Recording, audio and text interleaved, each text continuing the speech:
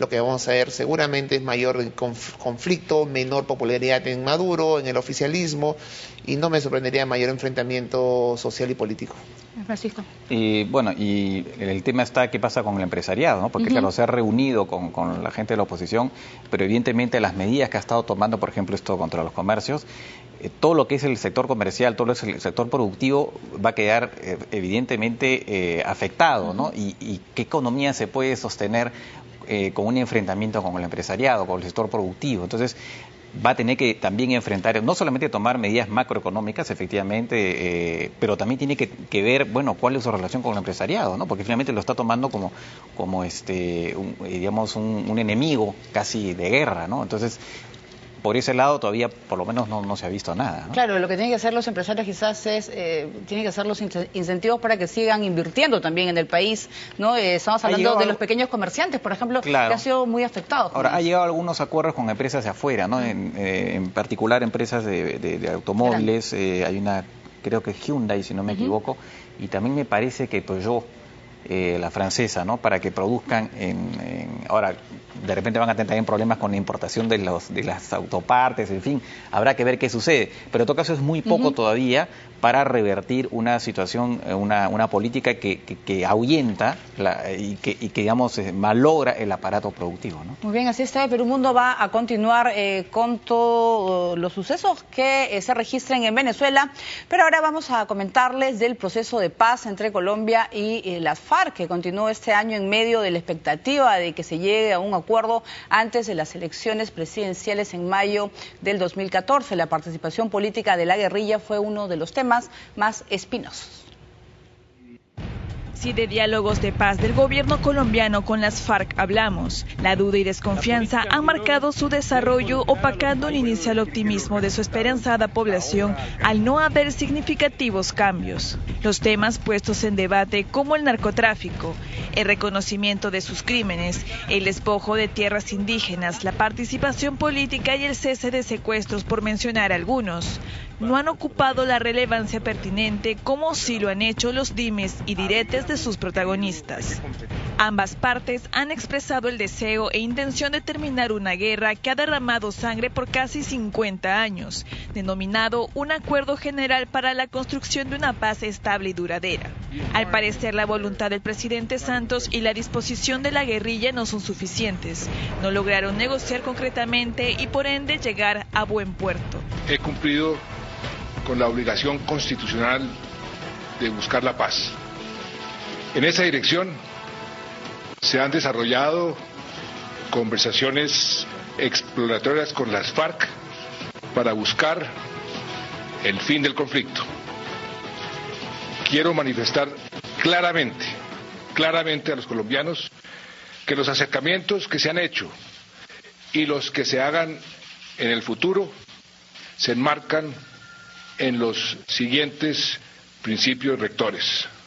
Primero, vamos a aprender de los errores del pasado para no repetirlos.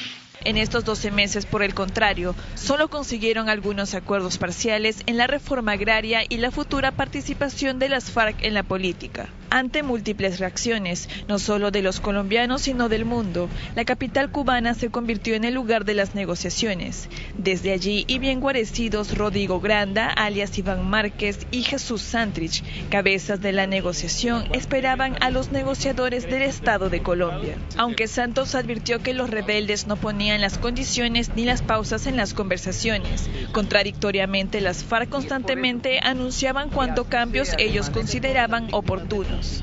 Con el ánimo de resaltar la necesidad de que el resarcimiento incluya la obligación para las partes del perdón colectivo, a efecto de que una vez alcanzada la paz definitiva, de llegarse a ella, nos obliguemos todos a un nunca más.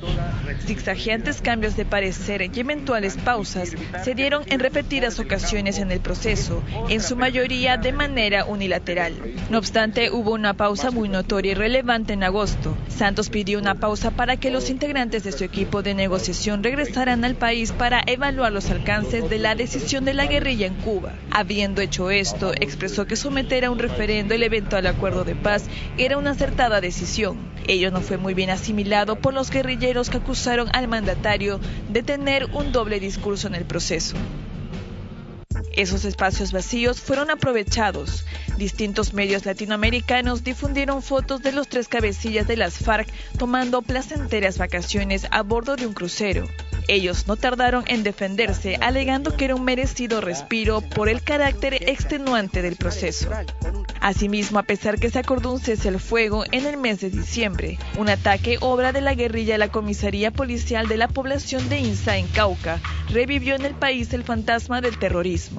Esa noche hubo decenas de muertos y el atentado que el presidente Santos calificó de irracional y demencial generó tensiones en la mesa de negociación. Paradójicamente, a pesar de que las FARC es considerado una organización terrorista por Estados Unidos y la Unión Europea, este proceso ha contado con su respaldo sin que bajen la guardia.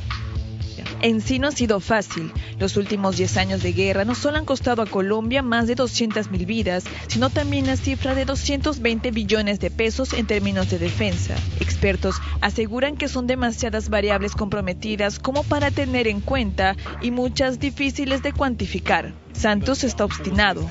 Reconoce que el tránsito hacia la paz implicará un histórico esfuerzo económico, que es necesario para sanar las heridas del pasado y poner atención a otros temas de interés nacional. A su vez, que su apuesta política, ya que busca la reelección para un segundo mandato el próximo año.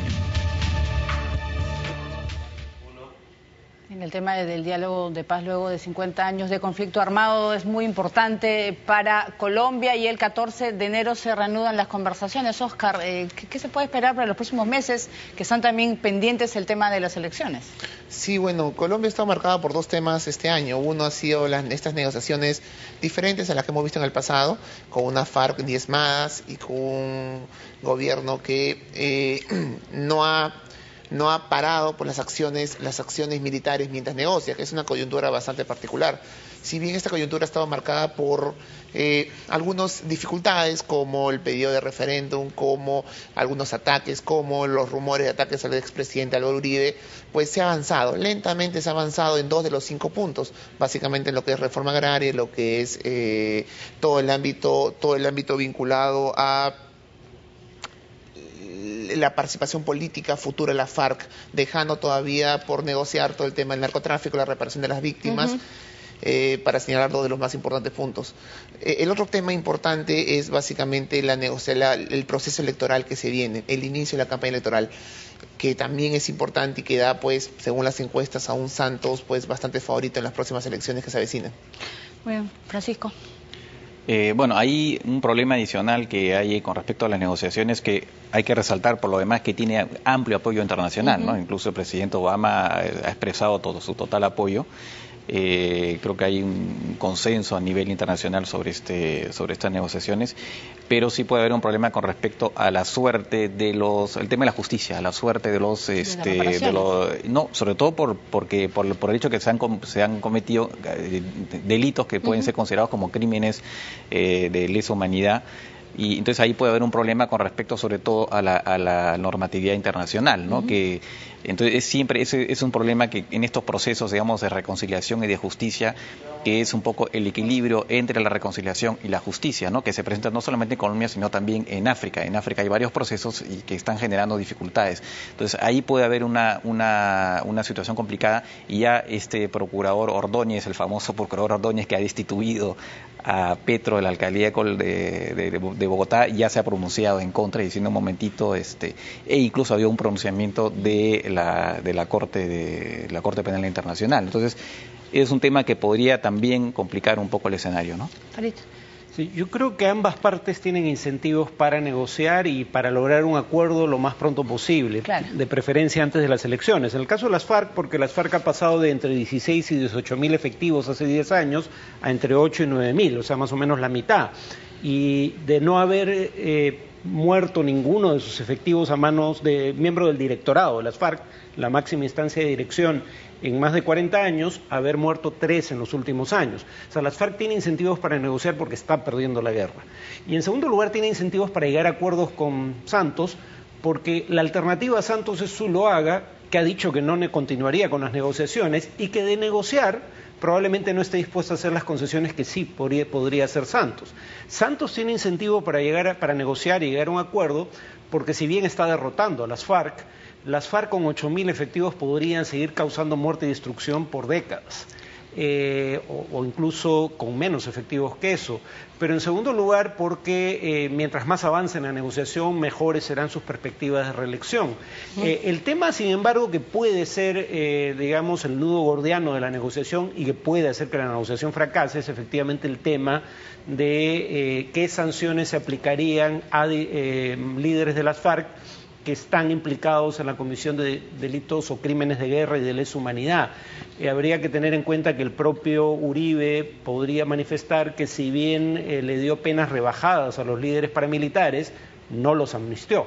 Y algo así muy probablemente tendría que hacerse con las FARC, porque además la opinión pública quiere una solución negociada, pero no a cualquier precio, y ese es el tema que más le preocupa. Muy bien, nosotros ahora nos vamos a ir a Brasil. Una protesta social estalló en la víspera de la Copa Confederaciones. Miles de personas salieron a las calles a reclamar mejoras en los servicios públicos, aprovechando la atención internacional en este evento deportivo. Participación. Brasil se caracteriza por sus espectaculares